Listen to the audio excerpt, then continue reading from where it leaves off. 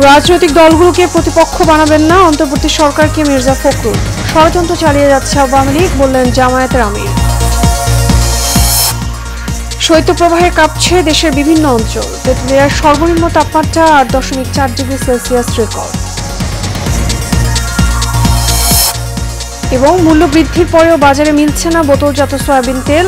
সরবরাহ বাড়ায় কমেছে সবজির দর, অপরিবর্তিত ডিম, মুরগির দাম।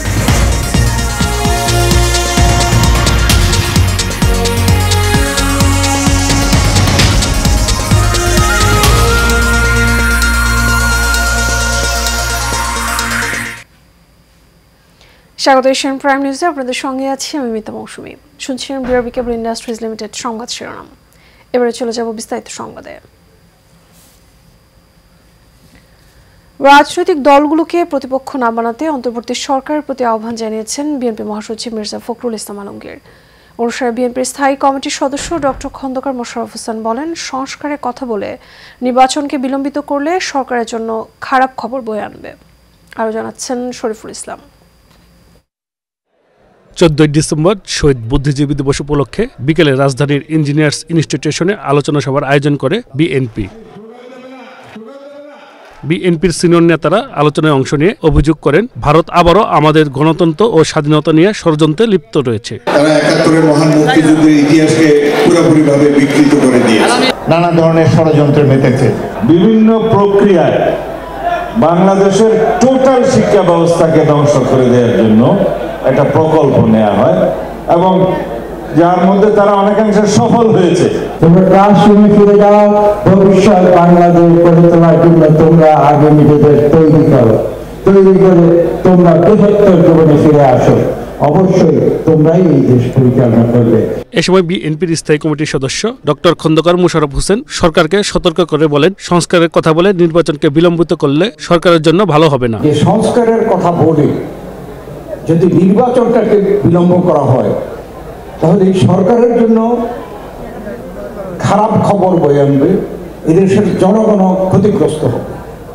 অতএব সংস্কার শুরু করে আমরাও সমর্থন করব, কিন্তু সর্বাধিক গুরুত্ব দিতে হবে নির্বাচনে। এ সময় রাজনৈতিক দলগুলোকে প্রতিপক্ষ না বানাতে অন্তর্বর্তী সরকারের প্রতি আহ্বান জানান বিএনপি মহাসচিব মির্জা ফখরুল ইসলাম আলমগীর। বিশেষ করে আমরা বিএনপির তরফ থেকে প্রথম থেকে তাদেরকে আমরা সমর্থন দিয়েছি, এখনই তাকে আমরা সমর্থন করে দিচ্ছি, এমনকি এই মুহূর্তে তাদেরকে আমরা সমর্থন করছি।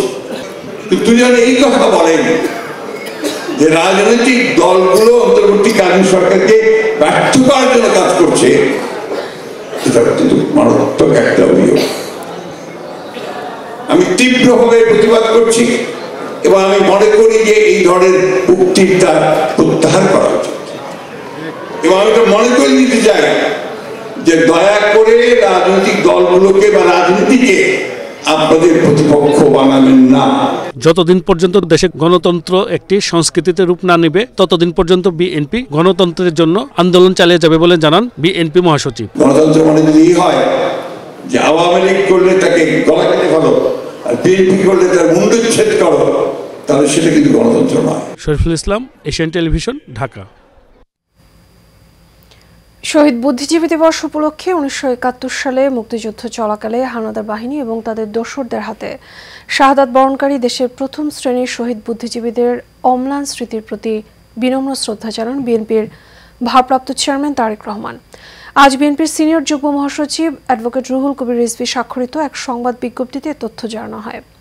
এ সময় তারেক রহমান বলেন, পরিবর্তিত রাজনৈতিক পরিস্থিতিতে পুনরায় ঐক্যবদ্ধ হয়ে প্রকৃত গণতন্ত্রের চর্চা করতে হবে। হারিয়ে যাওয়া আইনের শাসন, স্বাধীন বিচার বিভাগ এবং বহুমত এবং পথের রাজনৈতিক ব্যবস্থা গড়ে তুলতে হবে। এক্ষেত্রে শহীদ বুদ্ধিজীবীরা আমাদের প্রেরণা উৎস হিসেবে কাজ করে যাবেন। এই শোকাবহ দিনে দেশবাসীর প্রতি এই আহ্বান জানান তিনি। জামায়াত ইসলামের আমির ডাক্তার শফিকুর রহমান বলেছেন, আওয়ামী লীগের রাজনৈতিক মৃত্যু হলেও তাদের চরিত্র বদলায়নি, তাই এখনও দেশের বিরুদ্ধে তারা ষড়যন্ত্র অব্যাহত রেখেছে। সিলেট নগরীর আলিয়া মাদ্রাসা মাঠের কর্মী সম্মেলনে তিনি একথা বলেন। জামায়াতের আমির বলেন, দেশের মানুষের উপর গুলি চালিয়ে আবারও রাজনীতিতে আসার অলীক স্বপ্ন দেখছে আওয়ামী লীগ। একই সঙ্গে তারা এবং তাদের দোসররা বিদেশে বসে দেশের শান্তি সম্প্রীতি নষ্ট করতে প্রতিনিয়ত চেষ্টা চালিয়ে যাচ্ছে। ডাক্তার শফিকুর রহমান বলেন, ক্ষমতায় গেলে জামায়াত বৈষম্যহীন রাষ্ট্র গড়বে, যেখানে অনিয়ম, দুর্নীতি কিংবা ঘুষ কোনো কিছুই থাকবে না। এই বাংলাদেশ গড়ার কাজে সমস্ত জনগণের ঐক্যবদ্ধ সহযোগিতা লাগবে।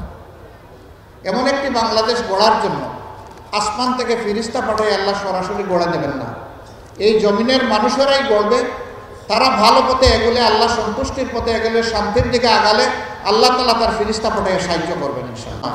উলামায়ে কেরাম আমাদের মাথার তাজ, তাদের দোয়া আমাদের লাগবে, তাদের সহযোগিতা আমাদের লাগবে।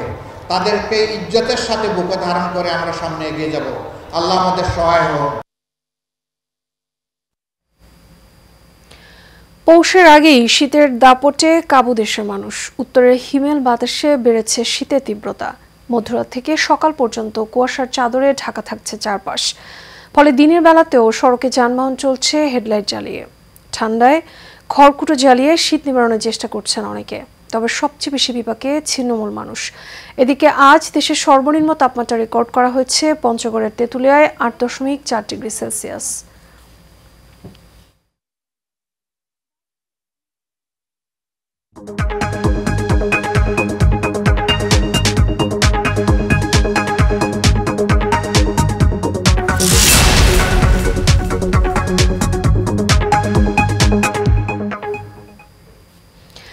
এক্সিম ব্যাংক বাণিজ্য সংবাদ। লিটার প্রতি 8 টাকা দাম বাড়ানোর পরেও রাজধানীর বাজারে রয়েছে বোতলজাত সয়াবিন তেলের সংকট। এদিকে ভরা মৌসুমে বেড়েছে শীতকালীন সবজির সরবরাহ। দাম কমলেও তাতে খুব একটা খুশি হতে পারছেন না ক্রেতারা। এদিকে ডিম এবং মুরগির দাম রয়েছে আগের মতোই। দাম নিয়ে পাইকারদের দুষছেন খুচরা ব্যবসায়ীরা।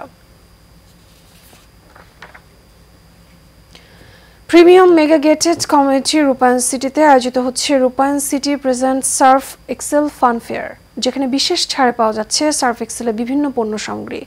2 দিন ব্যাপী এই মেলা চলবে 14 ডিসেম্বর পর্যন্ত। শাখাওয়াত হোসেনের ক্যামেরায় মেহরাব সুমনের রিপোর্টে বিস্তারিত। রাজধানীর উত্তরায় প্রিমিয়াম মেগা গেটেড কমিউনিটি রূপায়ণ সিটিতে শুরু হয়েছে 2 দিনব্যাপী সার্ফ এক্সেল ফান ফেয়ার, যেখানে বিভিন্ন খেলায় অংশ নিয়ে জিতে নেওয়া যাচ্ছে সার্ফ এক্সেল পণ্যের উপর ডিসকাউন্ট অফার। এই সিটিতে রয়েছে সবুজে ঘেরা পরিবেশ, পর্যাপ্ত খেলার জায়গা এবং আধুনিক সব অনুষঙ্গ, যা পূরণ করছে এ নগরবাসীর সকল আধুনিক চাহিদা।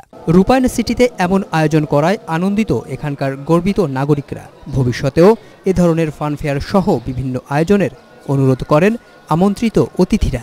আমার নাতি, আমার ছেলে আমাকে বারবার বলতেছিল, আব্বা চলে যাই, নানু চলে যাই। তা আমি ওদেরকে নিয়ে আসছি, গেমস খেলালাম, ওরা খুব খুশি। তো রূপায়ণ সিটি এই ধরনের অ্যারেঞ্জমেন্ট করাতে আমরা বিশেষ করে ফ্ল্যাট মালিকরা আসলে খুবই আনন্দিত। রূপায়ণে থাকার মতো একটা বেস্ট পরিবেশ। এই পরিবেশের মাঝখানে মাঝে মধ্যে আমাদের যে প্রোগ্রামগুলো আসে, এই প্রোগ্রামগুলোতে আমরা অ্যাটেন্ড করি এবং বাচ্চারা খুব খুশি হয়। আমরা এখানে থেকে খুব আনন্দিত। প্রিমিয়াম মেগা গেটেড কমিউনিটি রূপায়ণ সিটিতে ফান ফেয়ারের আয়োজনে উচ্ছ্বাসিত কোমলমতি শিশুরা। তাদের উল্লাস ছিল চোখে পড়ার মতো। এখানে এসে আমরা সব গেম খেলেছি, আর এটার পর আমরা ফটোশুট নিব। গেম খেলছি, অনেক মজা করছি। It's good, it's not bad. If you come to Rupine City, you can know about every festival and it's really fun. 2 দিনব্যাপী এই আয়োজন 13 ডিসেম্বর থেকে চলবে 14 ডিসেম্বর পর্যন্ত। Mehrab Suman, Asian television, Dhaka. ভারতের হায়দ্রাবাদে প্রেক্ষাগৃহের বাইরে পদপিষ্ট হয়ে এক নারীর মৃত্যুর ঘটনায় তেলুগু অভিনেতা আল্লু অর্জুনকে 14 দিনের রিমান্ডে দেয় আদালত। এর কয়েক ঘন্টা পর আল্লু অর্জুনের জামিন মঞ্জুর করা হয়েছে। এর আগে আজ পরিবারের লোকজনের উপস্থিতিতে জুবিলি হিলসের বাড়ি থেকে এই তারকাকে গ্রেপ্তার করে পুলিশ। জানা যায়, গত 4 ডিসেম্বর হায়দ্রাবাদের একটি প্রেক্ষাগৃহে অর্জুন অভিনীত সিনেমা পুষ্পা 2 এর প্রিমিয়ার ছিল। তেলুগু অভিনেতার সেখানে পৌঁছতে দর্শক এবং অনুরাগীদের মধ্যে হুড়োহুড়ি শুরু হয়ে যায়। পদপিষ্ট হয়ে মৃত্যু হয় এক নারীর। গুরুতর আহত অবস্থায় এখনও চিকিৎসাধীন ওই নারীর সন্তান। অভিযোগ রয়েছে, অভিনেতার টিম অথবা ওই প্রেক্ষাগৃহ কর্তৃপক্ষের পক্ষ থেকে পুলিশকে পর্যাপ্ত তথ্য দেওয়া হয়নি। ফলে প্রেক্ষাগৃহে ভিড় নিয়ন্ত্রণের জন্য পর্যাপ্ত পুলিশ আগে থেকে মোতায়েন করা যায়নি। এবার ভিন্ন প্রসঙ্গ। শীতকালীন বাহারি ডিজাইনের পোশাক নিয়ে 2 দিনব্যাপী মেলার আয়োজন করল পশ ইভেন্ট। সকালে গুলশান লেডিস কমিউনিটি ক্লাবে এই মেলার উদ্বোধন করেন পশ ইভেন্টের আয়োজক মাইমুনা আজাদ। অনুষ্ঠানের প্রধান অতিথি হিসেবে উপস্থিত ছিলেন রমি করিম এবং বিশেষ অতিথি ছিলেন বিখ্যাত ব্লগার আফরিন ইসলাম। মেলায় শীতকালীন দেশি বিদেশি পোশাক, জুয়েলারি, কসমেটিক্স, হোমমেড ফুড, মেহেদি স্টল সহ আরও অনেক পণ্য সামগ্রী স্থান পেয়েছে। মেলা উপলক্ষে রয়েছে আকর্ষণীয় ছাড়।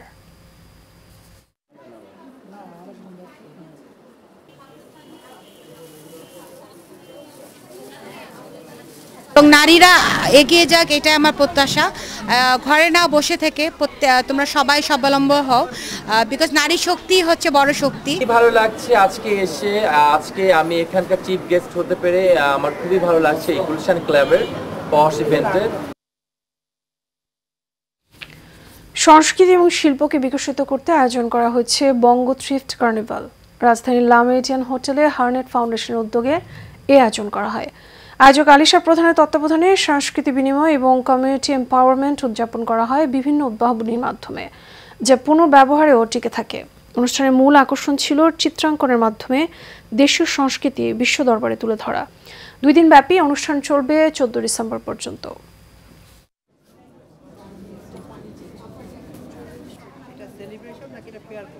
যারা লোকাল আর্টিজানদের কাজটা করছে এবং এটার বিনিময়ে বাংলাদেশের আন্ডার প্রিভিলেজ কমিউনিটির সাপোর্ট পাচ্ছে। Art is our cultural identity, হ্যাঁ, এবং এই প্রত্যেকটা পেন্টিংয়ের মাধ্যমে এখানে আমার দেশের হেরিটেজ, আমাদের দেশের আর্টিস্টরা এবং সারা পৃথিবীতে যদি কোনো রিনাইসেন্স যদি আপনি বলেন ফ্রেঞ্চের আর্টের মাধ্যমে কিন্তু বিপ্লব হয়। হ্যাঁ, so art is a strong tool. রাজধানীর অভিজাত ক্লাব উত্তরা ক্লাব লিমিটেডের প্রেসিডেন্ট গাউস ইউ খানের উদ্যোগে মেজবান এবং সঙ্গীতানুষ্ঠান হয়েছে। বৃহস্পতিবার রাতে ইউনিয়ন টেনিস কোর্ট মিলনায়তনে বর্ণাঢ্য আয়োজন করা হয়। এতে শীতের পিঠাপুলি এবং বিভিন্ন রকমের স্ন্যাক্সের আয়োজনও ছিল অতিথিদের জন্য। এ সময় উত্তরা ক্লাবের প্রেসিডেন্ট গাউস ইউ খান সদস্যদের বরণ করে নিয়ে বলেন, আগামীতে এই ক্লাবকে আরও দৃষ্টিনন্দন সহ রাজধানীর সেরা ক্লাবের তালিকায় ধরে রাখতে তিনি বদ্ধপরিকর। এজন্য সকলকে আন্তরিকভাবে কাজ করার আহ্বানও জানান তিনি। পরে দেশের জনপ্রিয় শীর্ষ সঙ্গীত শিল্পী তাহসান, শাফি মণ্ডল, ফজলুর রহমান বাবু, লুইপার গানে মেতে ওঠেন সবাই। অনুষ্ঠানে ক্লাবের সদস্য এবং তাদের পরিবারের সদস্যরা উপস্থিত ছিলেন।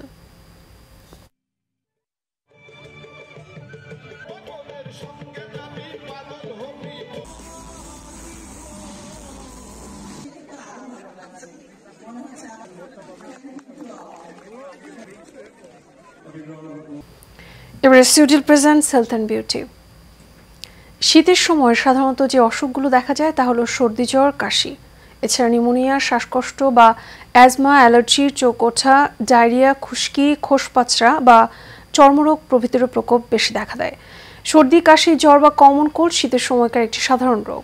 সর্দি জ্বর দেহের শ্বাসনালীর ভাইরাসজনিত এক ধরনের সংক্রমণ। বিস্তারিত রফিকুল ইসলাম লরির রিপোর্টে। শীতকালে অসুখ বিসুখ বাড়ে না, বরং কিছু কিছু রোগের প্রকোপ বৃদ্ধি পায়। তাই তীব্র শীত আসার আগেই কিছু রোগের প্রকোপ ঠেকাতে সতর্ক থাকা ভালো। গোসল যখন করাবো বাচ্চাদেরকে শীত আসার সময় এই বাথরুমটা একটু গরম রাখতে হবে, নাইলে ঠান্ডা লেগে যাবে। হয় স্কিনে ঠান্ডা লাগবে, নাইলে বুকে ঠান্ডা লাগবে, নাইলে তার শরীরের মধ্যে দেখা গেলে ঠান্ডার জন্য তার কাশি দেখা যাচ্ছে, নিউমোনিয়া হইতে পারে। তাই আমরা সাবধান থাকতে হবে, কাপড় চোপড় আগের থেকে রেডি থাকবে যেন শীত আসার আগেই গরম কাপড় ব্যবহার করা আমরা শুরু করতে পারি বাচ্চাদেরকে। এবং ঠান্ডায় বাইরে নেওয়ার আগে খুব সাবধান থাকতে হবে, মাথায় টুপি পরাতে হবে, গলায় মাফলার দিতে হবে, গায়ে গরম কাপড় দিতে হবে। এটা যেন আমরা না বুঝি যেন একটা বড় মানুষের ঠান্ডা লাগবে না, বাচ্চা কিন্তু অতি সহজে ঠান্ডা লাগবে। শীতের সময় সাধারণত যে অসুখগুলো দেখা যায় তা হলো সর্দি, জ্বর, কাশি, এছাড়া নিউমোনিয়া, শ্বাসকষ্ট বা অ্যাজমা, অ্যালার্জি, চোখ ওঠা, ডায়রিয়া, খুশকি, খোসপাচড়া বা চর্মরোগ প্রভৃতিরও প্রকোপ বেশি দেখা দেয়। এই শীতে আমাদের আবহাওয়াটা আর্দ্রতা কমে যায়, ড্রাই থাকে। তাই ড্রাই আবহাওয়া সবচেয়ে বড় জিনিস। যদিও এখন শীতকাল, কিন্তু অনেকেরই পিপাসা লাগে। পানিটা পর্যাপ্ত পরিমাণে খাবেন যেন গলাটা না শুকায়, এটা খুব ইম্পর্টেন্ট জিনিস। আর ঠান্ডা যেহেতু আসতেছে, আমরা চেষ্টা করবো ঠান্ডা আসার আগেই, যেমন হঠাৎ দেখলাম ফজরের নামাজ থেকে বের হওয়ার পর অনেক ঠান্ডা, আমরা কিন্তু আগের থেকে খেয়াল করি না। তাই চেষ্টা করো বাইরে যাওয়া, একটা গরম কাপড় সঙ্গে রাখবো, একটা চাদর রাখি, একটা মাফলার রাখি, কিছুই। তো আমরা শীত আসার আগেই আমরা সবাই বড় ছোট আবার নির্বিশেষে সবাই সুস্থ থাকার জন্য চেষ্টা করব। শীতকালে খাদ্যাভ্যাস ও জীবনযাপন পদ্ধতির পরিবর্তন, ওজন নিয়ন্ত্রণ, উচ্চ ক্যালোরি, উচ্চ শর্করাযুক্ত তৈলাক্ত খাবার পরিহার এবং প্রাকৃতিক ও অপ্রক্রিয়াজাত খাবার যেমন শাকসবজি, ফলমূল, মাছ, মাংস, ডিম, দুধ ও পানি পর্যাপ্ত পরিমাণে খাওয়ার পরামর্শ বিশেষজ্ঞ চিকিৎসকদের।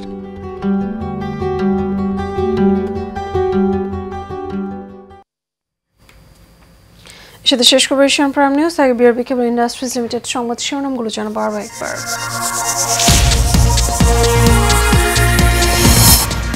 রাজনৈতিক দলগুলোকে প্রতিপক্ষ বানাবেন না, অন্তর্বর্তী সরকারকে মির্জা ফখরুল। ষড়যন্ত্র চালিয়ে যাচ্ছে আওয়ামী লীগ, বললেন জামায়াতের আমির।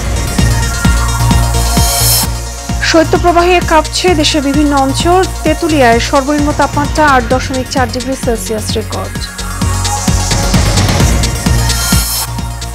এবং মূল্য বৃদ্ধির পরেও বাজারে মিলছে না বোতলজাত সয়াবিন তেল। সরবরাহ বাড়ায় কমেছে সবজির দর, অপরিবর্তিত ডিম মুরগির দাম। এশিয়ান প্রাইম নিউজ এ পর্যন্তই। আমাদের পরবর্তী সংবাদ দেখার আমন্ত্রণ রইল। এখন সাথে থাকার জন্য ধন্যবাদ সবাইকে।